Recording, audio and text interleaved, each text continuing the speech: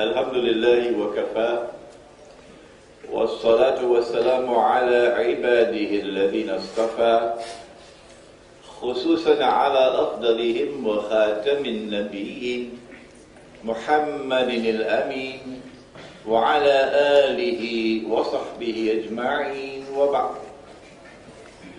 We begin with Allah's blessed name.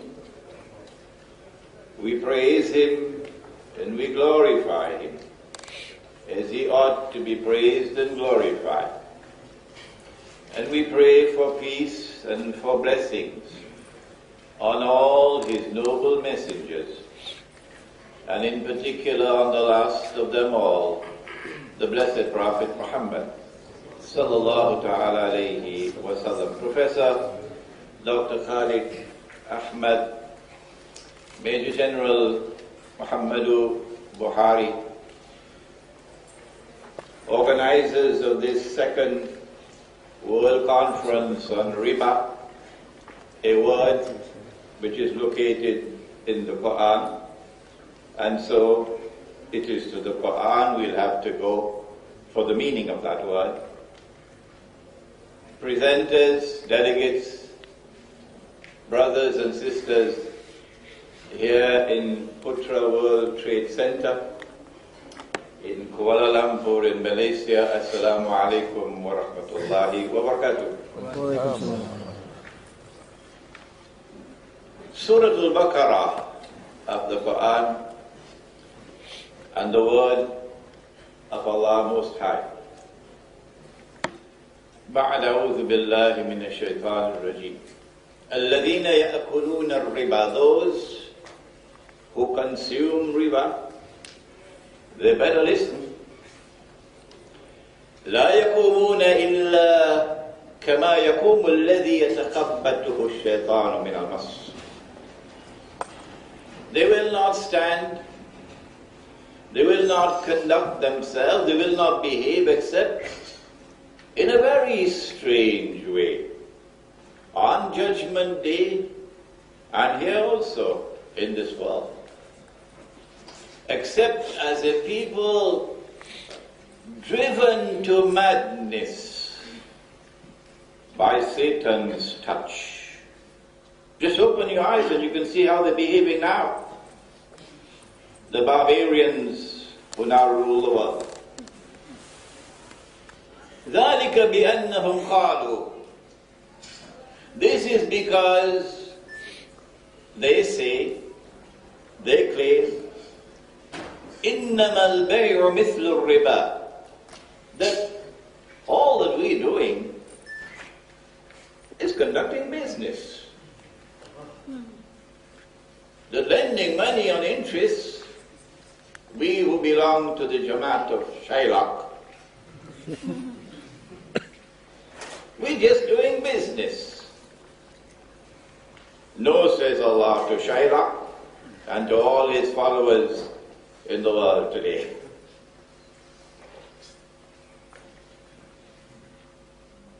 إِنَّمَا الْبَيْعُ مِثْلُ الرِّبَا. Business, riba is a form of business. No, says Allah. وَأَحَلَّ اللَّهُ الْبَيْعَ. Allah has made business halal. وَحَرَّمَ الرِّبَا. And Allah has made riba haram. And so the alternative to riba is not Islamic banking. The alternative to riba is business. And Islam insists that business must take place in a free and a fair market. That's all. That's all that Islam has ever offered to the world. A free and a fair market. Our topic, the menacing role of riba in contemporary socio-political and economic events like the current mysterious Arab uprisings, like the imminent demise of the US dollar, last heard of in some ICU in a hospital in Manhattan, like the likelihood this year or maybe next year of Israel making a long planned moves to wage big wars which will eventually deliver to Israel rule over the world. These political and economic, social events that our daughters in Indonesia are now slaves in Singapore, working from morning to night, day after day, no holidays. And in that moral state, at the end of the month, they pay the slave of a wage, the wage of a slave, excuse me. These mysterious political, economic, and social events unfolding in the world are linked to riba. And hence, we need to define riba. Thanks to the fact that you took more time to drink your coffee than you should have, my time is now reduced to half an hour. Allah speaks in the Quran, and gives us a definition of riba which we can expand in the rest of today and tomorrow. But it is, one form of riba is lending money on interest. Hence we have to now define what is money. Lending money on interest. And I have this little book, it's just about 60 pages long, so there's no excuse for not reading. The Gold Dinar and Silver Dirham, Islam and the Future of Money, in which I've attempted to define what is money from the Quran. Dajjal, of course, has a different definition. Oh, you know who is Dajjal? The one who seeks to impersonate the true Messiah. Welcome to Islamic eschatology. That Allah promised Banu Israel that He'll send one who would be the Messiah, a prophet, and who'd rule the world from Jerusalem, like David alayhi salam and Solomon alayhi salam, from the holy state of Israel. And when Allah sent the Messiah, some of them accepted, but the rabbis rejected, because they said he was a bastard. And then when they saw him die on the cross before their very eyes, oh, he could not have been the Messiah, he's dead, never ruled the world. But you and I know that in the Quran Allah has explained, no, they did not kill him, they did not crucify him. Allah raised him, and one day he's coming back. He's going to rule the world from Jerusalem. Christians and Muslims are the only two people in the world who believe that he will return and he will rule the world. And Christians and Muslims are the only two people in the world who believe that Allah created someone and programmed him to impersonate that true Messiah. And therefore he'll have to rule the world. And he's well on his way to ruling the world today.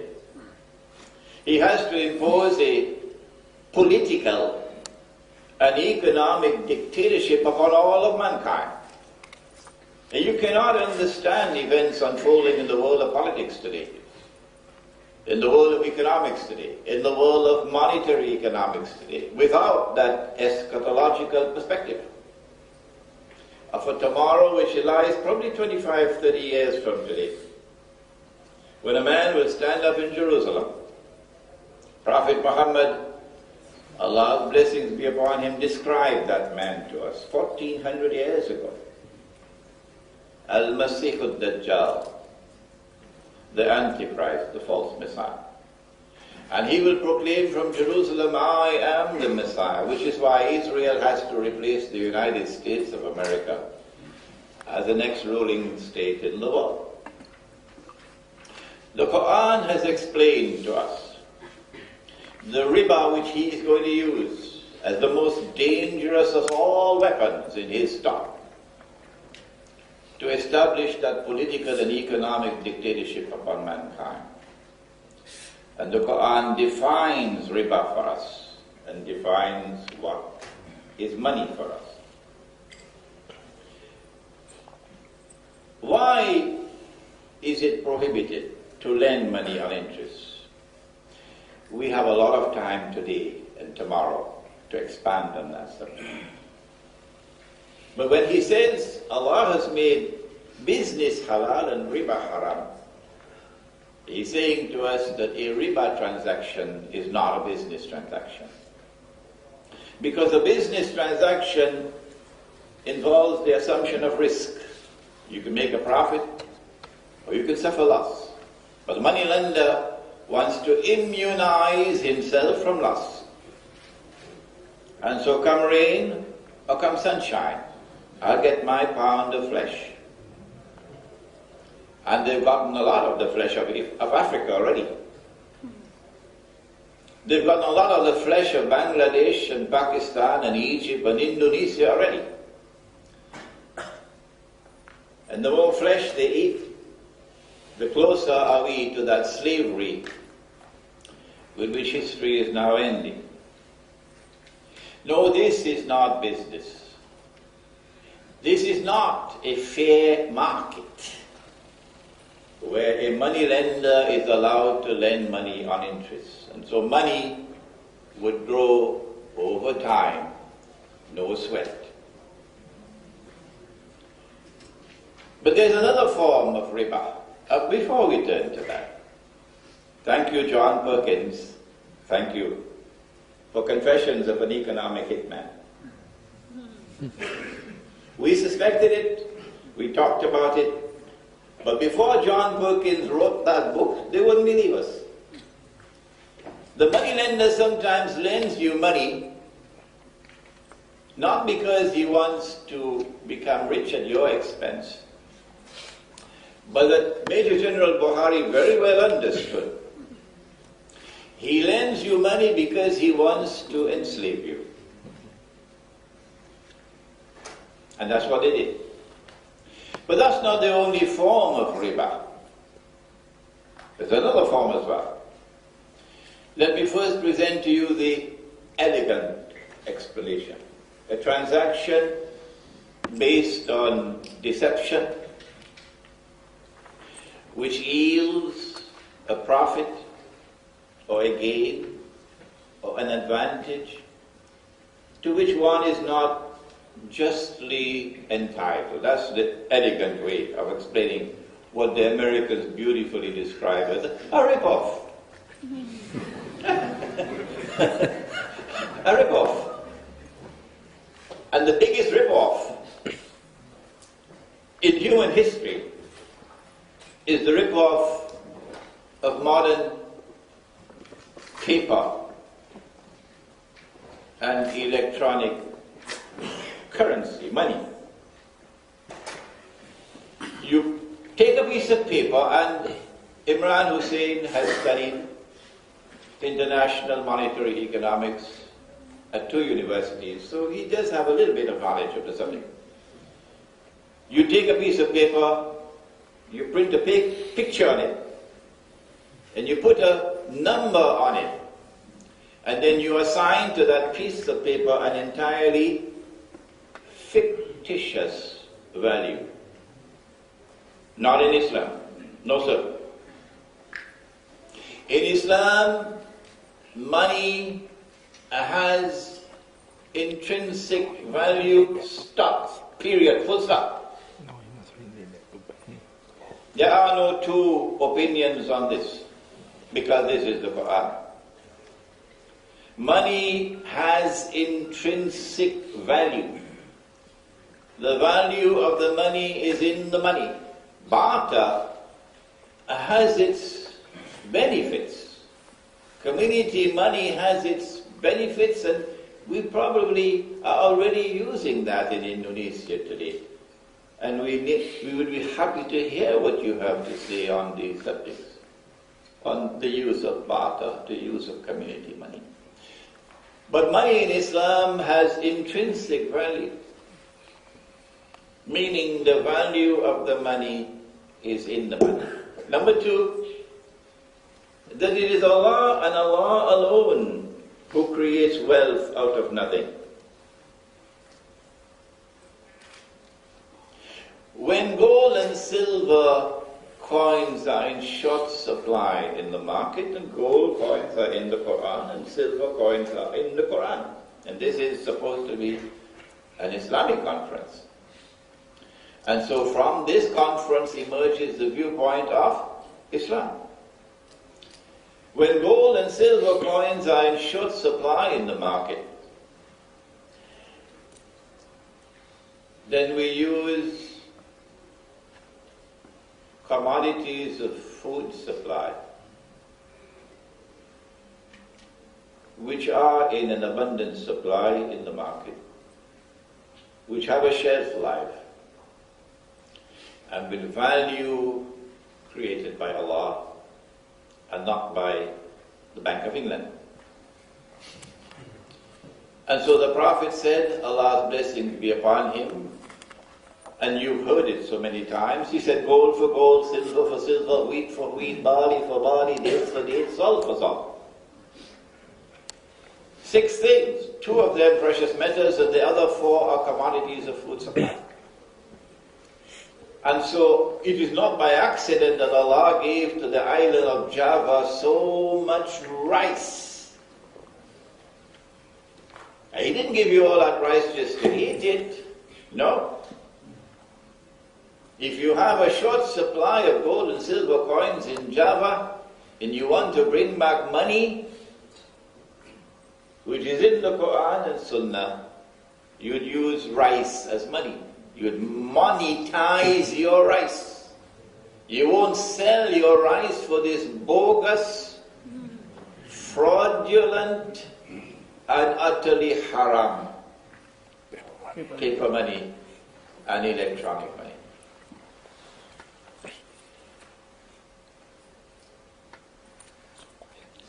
Paper money, electronic money, created out of thin air, is bogus, is fraudulent, is haram. Fractional reserve banking, where you create wealth out of thin air, is bogus, is fraudulent, is haram, is a system of legalized theft. And the alternative is supposed to be Islamic banking.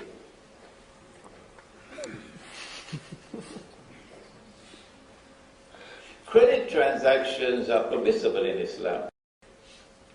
I'll just touch on the subjects because we have the whole of today and tomorrow. Credit transactions are permissible in Islam. The Prophet himself bought on credit. But there is no evidence. And it's a little late now to manufacture evidence. The credit price can be higher than cash price. No. If credit price is higher than cash price, the difference between the two would be because of time. Money can increase over time. That's riba. When Islamic banks offer us something that they call murabaha, but it's not murabaha. They are selling on credit at a price higher than the cash price. And when we say to them that is riba, in fact that is worse than conventional riba because this is backdoor riba. they differ with us. When we say to them that this paper money is haram and you're supposed to be an Islamic bank and you're using the same paper money, they differ with us. When we say that this fractional reserve banking is haram, they differ with us. And they're supposed to be the model for the whole world of Islam. And our response on the basis of our study of Islamic eschatology, or what the Malay call ilmu akhiruz zaman. We spent a long time on this subject. Here is Jerusalem in the Quran. It qualifies as a textbook in Islamic eschatology. Here is an Islamic view of Gog and Magog in the modern world, at the heart of Islamic eschatology. Our study of the subject of Islamic eschatology has led us to the conclusion that we now live in a world by divine wisdom and divine planning, in which mankind is offered only two alternatives. Either you are faithful to the God of Abraham, who created you from a drop of sperm, and in whose hands is your life, and you follow this last prophet, who takes with him all that the other prophets brought. And he represents, therefore, the entire chain of prophets from Abraham come down. Or you will be worshipping Dajjal, the Antichrist. And there's a hadith of the Prophet ﷺ in which he spoke about Judgment Day, and 999 out of every 1,000 in the hellfire. And so it's not the function of the government of Malaysia or the government of Egypt to define what is Islam, or the newspapers or the television stations. It is for the Quran and for Muhammad ﷺ to tell us what is Islam. And so our response is, mankind must be offered the choice, the freedom to choose. You want to go that way? You want to believe that paper money is fine? It's okay, it's very convenient, put it in your wallet. And that the electronic money which is now taking over is also permissible. You want to accept that fractional reserve banking is halal. You want to accept that this murabaha transaction of Islamic banking is halal. That's your choice. And no one should stop you. No. People must have the freedom to choose. And this is our viewpoint from Islamic scholarship.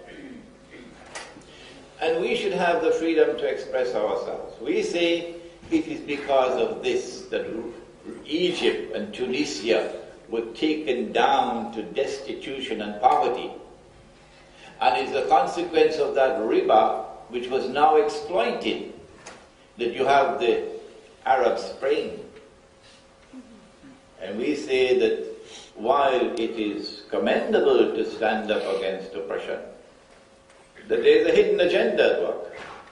It's very convenient for Israel tomorrow, when she has to launch her wars which are pre-planned, to be able to point a finger at Islam and say Islam is re-emerging as a menace to the world.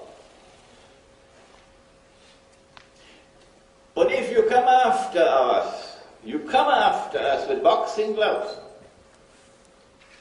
to silence us and to demonize us when we say that this paper money is haram, that this murabaha, so-called murabaha transaction is bogus, is fraudulent, is haram, that this fractional reserve banking is haram, that this is the cause of our daughters in Indonesia being slaves now, and society collapsing. If you want to silence us, then our response is, we'll show patience with you for as long as we can. And when we can no longer show patience, we'll say, come, come. And you raise your hands, and let us raise our hands and pray to the God of Abraham,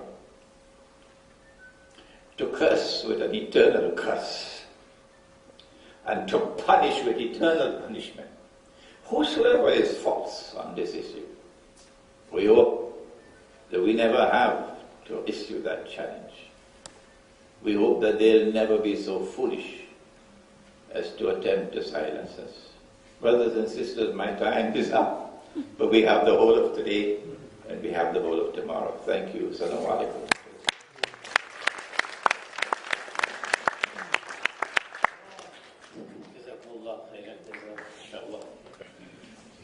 The Imran Hosein, and as a chairman, you know this is the toughest time.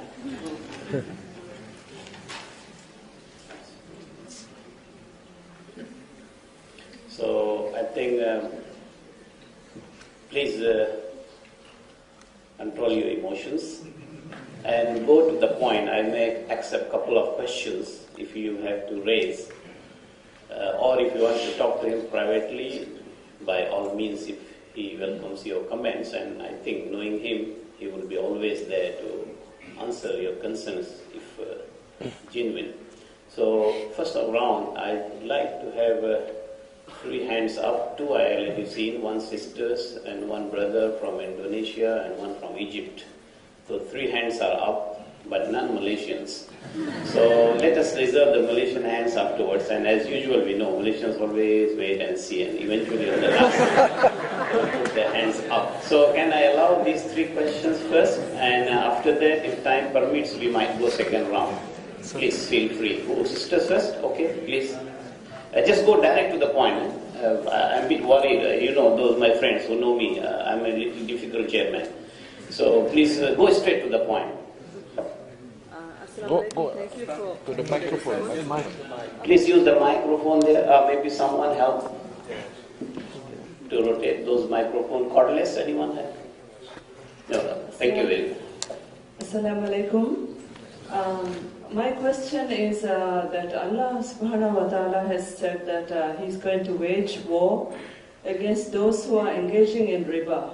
So the current period of the war situation in the world, can that be related to that? And at what stage are we in the dajjalic phase?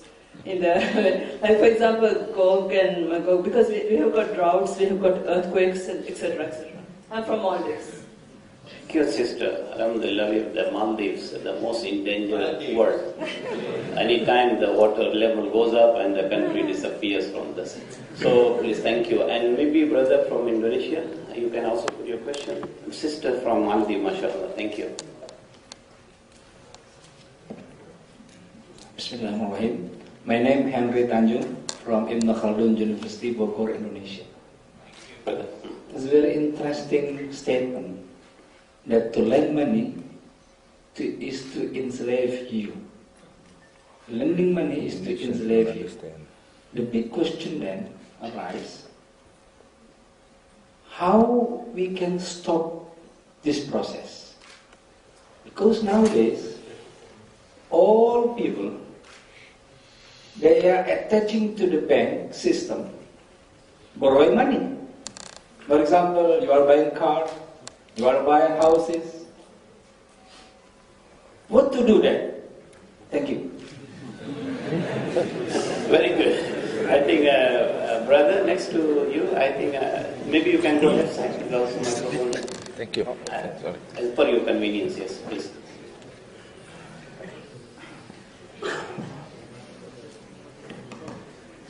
Bismillah ar-Rahman ar-Rahim. My name is Ali Sulaiman. I come from Egypt. I'm an economist.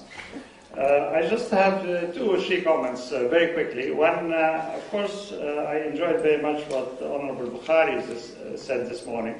He said he was a simple soldier, but I think he gave a very deep definition for us and for this conference. That when we talk about riba, we're not talking about usury alone, but we are also talking about injustice and our need to create a system that allows free and fair treatment for everybody.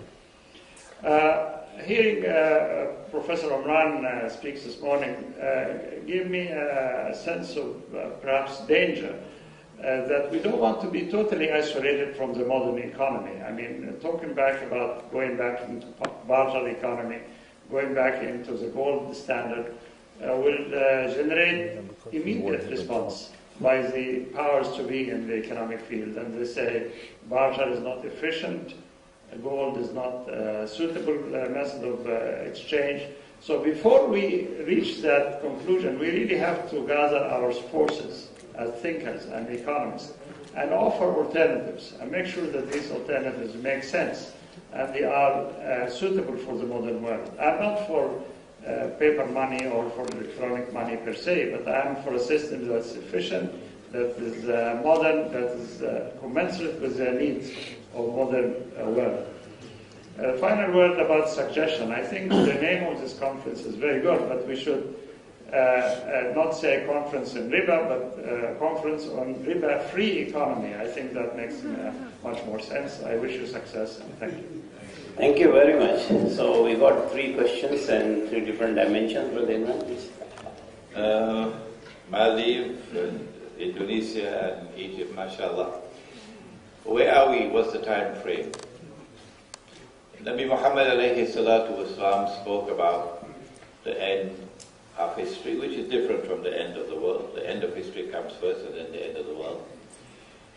History ends with the triumph of truth, the triumph of justice, of all rivals.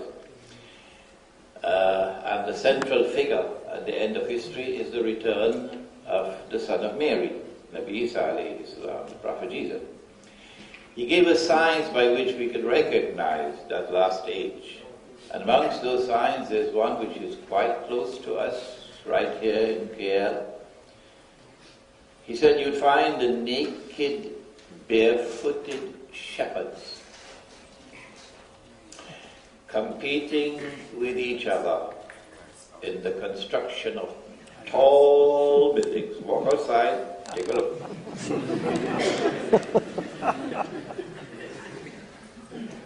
When you see the tall buildings, when you see Manhattan skyscrapers being replicated all over the world, ask yourself, how could that Arab in the desert of Arabia, who never traveled the world, how could he know that the time will come, which today has come?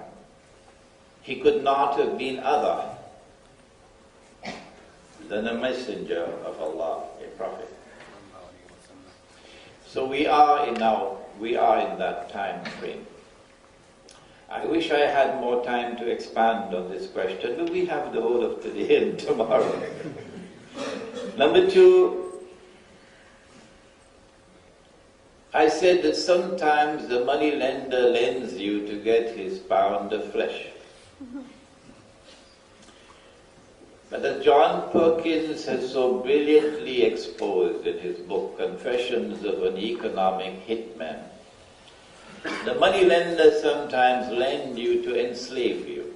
He did that in the part of the world from where I come. I come from the Caribbean island of Trinidad, and next door to us is Guatemala and Honduras and Nicaragua and Colombia and Bolivia. And so we know about the latifundia, where the colonists who came out of Europe needed labor. And you had the Indians, you have Red Indians, and you have West Indians, like myself. So they call Red Indians I don't know why they call, maybe they're reddish in complexion. These innocent people of South and North and Central America. And they would lend you money on interest, knowing that you would not be able to repay because of the rate of interest. And they will then get your labor in lieu of the interest. And when you die, your son will take over. And so they lent you money on interest to enslave you. That's what they did to Africa. And that's what they did to so many other parts of the world. This is why Allah prohibited riba.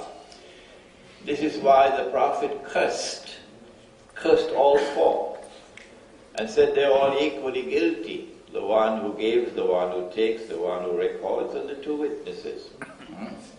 And this is why he said that riba is comprised of 70 different parts, a hadith of Ibn Majah. And the smallest part of riba is equivalent to a man marrying his own mother. What more do you want? Is it possible for him to speak language which is harsher than this? Not possible. What do you do when a banking system emerges around the world and a fraudulent monetary system emerges all around the world? If you want to live within the world and be a part of the world, then go ahead.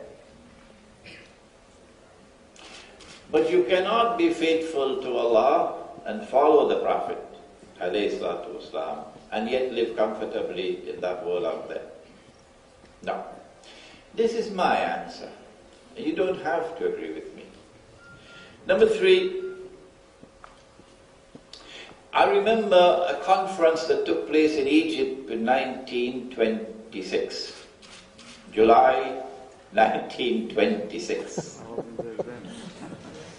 And the conference was organized by Azhar University. There's a book outside entitled The Caliphate, the Hijaz and the Saudi Wahhabi nation state, in which I give a synopsis of that conference. And there was an Egyptian sheikh whose name was Sheikh Muhammad al-Zawahiri. And he was a profound scholar of law, an eminent Egyptian scholar of law. And the debate was taking place in that conference because the Khilafah had been abolished. What should we do? We need to live in the world, said the Tunisian sheikh. And Zawahiri was sticking to his guns and said, no, I have to be faithful to Allah and to His Messenger. And if Allah and His Messenger have given me guidance which cannot fit into the world today, then I say goodbye to the world and I go and stay with the truth. This is precisely the situation today, where in order to be able to recover the truth, my position is that you have to go to the remote countryside and build micro markets. And in these micro markets you prevent money lending on interest. And in these micro markets you prevent the use of this bogus and fraudulent and haram paper and electronic money. And in these micro markets you bring back the money which is in the Quran and in the Sunnah. And since they are small markets in the countryside, you are more likely, given what Allah has said in Surah Al-Kahf of the Quran, إِذِ اعْتَزَلْتُمُوهُمْ وَمَا يَعْبُدُونَ إِلَّا اللَّهَ فَأْوُوا إِلَى الْكَهْفِ يَنْشُرْ لَكُمْ رَبُّكُمْ بِرَحْمَتِهِ. I need not translate it. That Allah will intervene to shower you with His mercy if you choose to remain faithful to Him. If you take the countryside, then didn't you study Fidel Castro? Didn't you study Mao Zedong?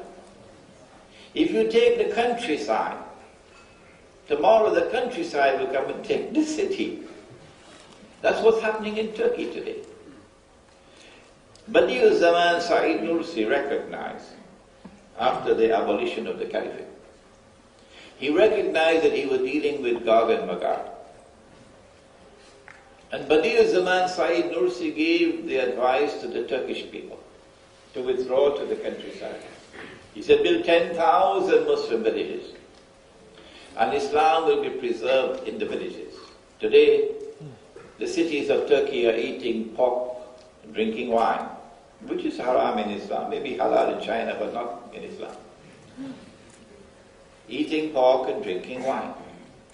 But Islam was preserved in the Turkish countryside. And now the countryside is coming back to liberate Constantinople.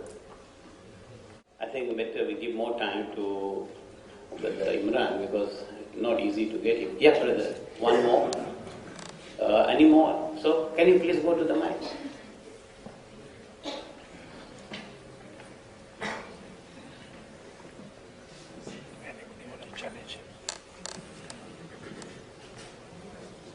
Assalamu alaikum wa rahmatullahi wa barakatuh. My name is Murtada Ahmad. I'm from the International Islamic University, Malaysia. My question is this. You mentioned something about Dajjal and the Dajjalistic system going on in the world. And in particular, you mentioned Israel and the United States of America and their system as being the kind of Dajjal. I want to ask, people have been saying this. Is it a kind of metaphor? Is it an interpretation? Or should we be expecting the real Dajjal to come? It's a very big question. I want you to analyze it all. That's number one. Number two, in my country... Did you allow two questions? I think, please, maybe privately you can put it to Brother Imran later on. Thank you. I think, sister, please, bear with me. One basic question. And actually, the one brother waiting this side, so I would prefer. Okay, quickly. In the meantime, can you please take your place? Yeah, quickly. I wanted to know what is electronic money. Okay, thank you.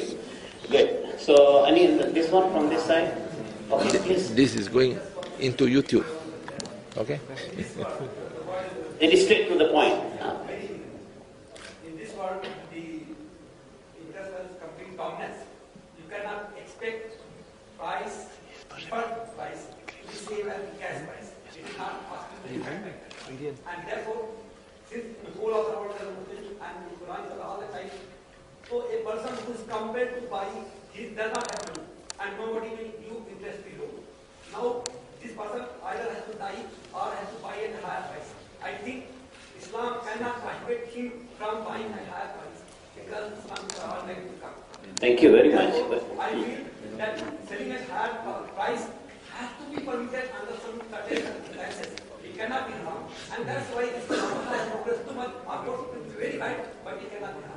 Thank you very much. Okay, so Brother Imran, I think I know there are many questions and some hands are half up, some full up, but I have to please tell you we don't have much time on our side. Thank you. On the subject of Dajjal, I don't think it's possible for anyone to penetrate the subject without a knowledge of international politics, without a knowledge of international economics, without a knowledge of international monetary economics, without a knowledge of history. I don't think it is possible for anyone to penetrate the subject of Dajjal unless you come with a versatile scholarship. Number two, I don't think it is possible to understand and penetrate the subject of Dajjal until events had sufficiently unfolded in the historical process. And so, in the 1940s, when Israel was not as yet born, it would have been very, very difficult for men like Dr. Muhammad Iqbal in India to be able to penetrate and anticipate. But today is different. Events have sufficiently unfolded in the historical process for us to be provoked into thinking, is it by accident that the Jews have returned to reclaim the Holy Land as their own 2,000 years after they were expelled by divine decree and prohibited from returning? Is that by accident? Or is there an explanation?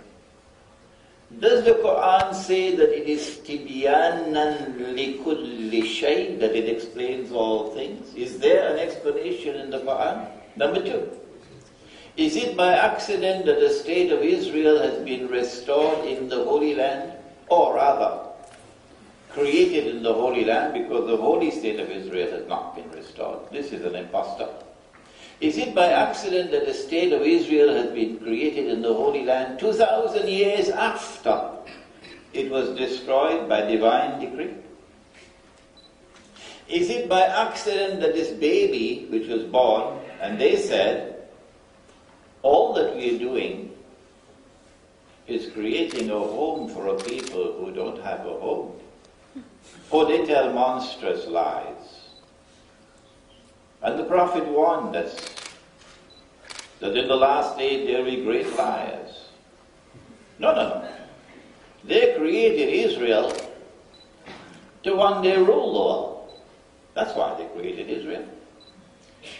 Is it by accident that this baby, which was born just in 1948, has grown, thanks to countless Uncle Sam's vetoes in the Security Council, grown to be a nuclear-powered, thermonuclear-powered state, in control of the US Congress, and with the military capacity to destroy Europe, and one step away from taking over from the United States?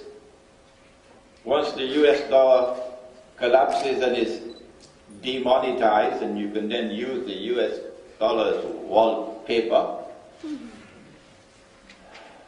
and the US economy collapses, it's now a controlled demolition job that's taking place. And Israel takes over from the United States as the next ruling state. You don't believe me? Wait and see. This is Islamic eschatology. Are these things happening by accident? Or is there an explanation?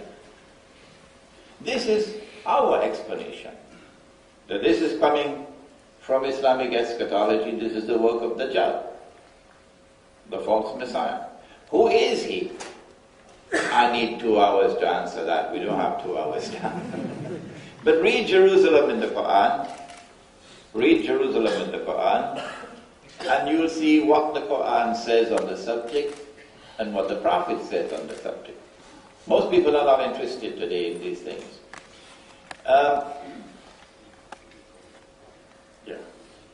Electronic money is cheaper than paper currency. With paper currency, you've got to have a printing press, you've got to got paper, you need ink. And then you need the trucks to transport, and you need Wells Fargo to protect the trucks and so on. And you create wells out of nothing. But with electronic money, you just type it in and you type it out.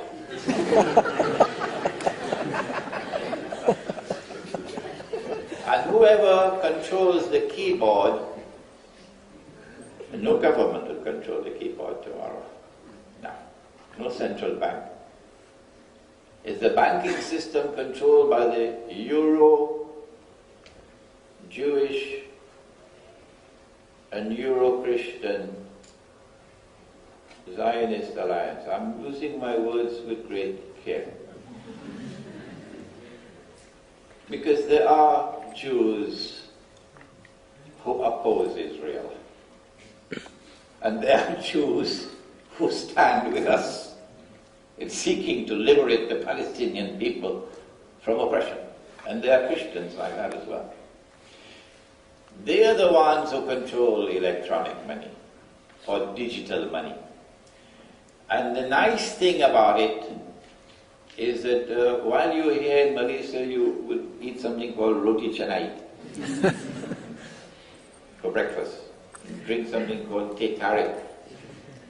You won't be able to buy even your newspaper without they being able to track you down. They know how much money you have. They know how you are spending your money. And they know where you go when you bought the newspaper. Dajjal is a genius. Absolute genius. So that electronic money functions also as a very sophisticated system of espionage. Darura. The law in Islam permits you to eat pork when there is no food. But that does not mean that the pork is not haram. the pork still remains haram. If there is no food to eat, and you're starving to death, then the divine wisdom allows you darura, the doctrine of necessity. So you can eat pork, so long as there is no food. In the United States, while I lived there, they apply the doctrine of darura to buy a house. So when I looked at the house, I said to myself, well, why did you have to fill your plate with pork? Look at the size of that house. And secondly, when you're eating the pork, you must still detest it. But why are you licking your finger? Licking your fingers and sending emails back to Pakistan. Look at the lovely house I now have. And number three, you must only eat the pork for the minimum time possible while you're searching for food. So how come you signed the document for 40 years or so?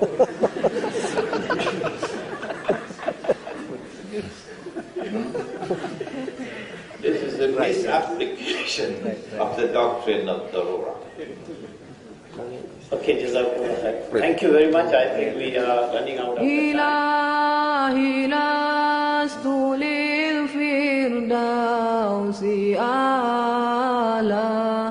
ولا أقوى على نار الجحيم الله فهب لي توبة واغفر ذنوبي فإنك غافر الذنب العظيم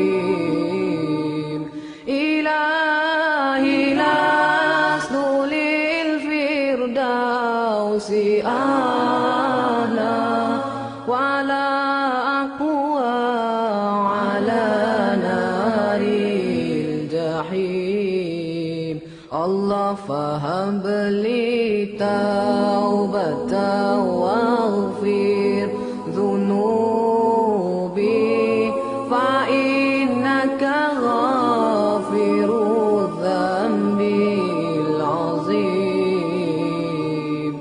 Tuhanku, aku tidak layak untuk syurgamu, tetapi aku tidak pula sanggup menanggung siksa nerakamu. Dari itu kurniakanlah ampunan kepadaku, ampunkanlah dosaku.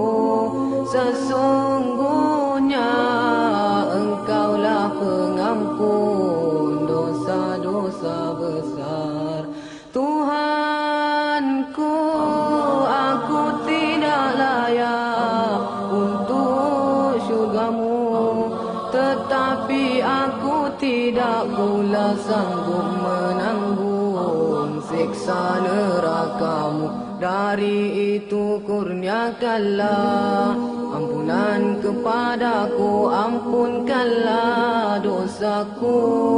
Sesungguhnya Engkaulah pengampun dosa-dosa besar. Ilahi lastu lil firdausi a'la wala aqwa ala naril jahim. Allah fahab li taubatan waghfir dhunubi fa innaka ghafir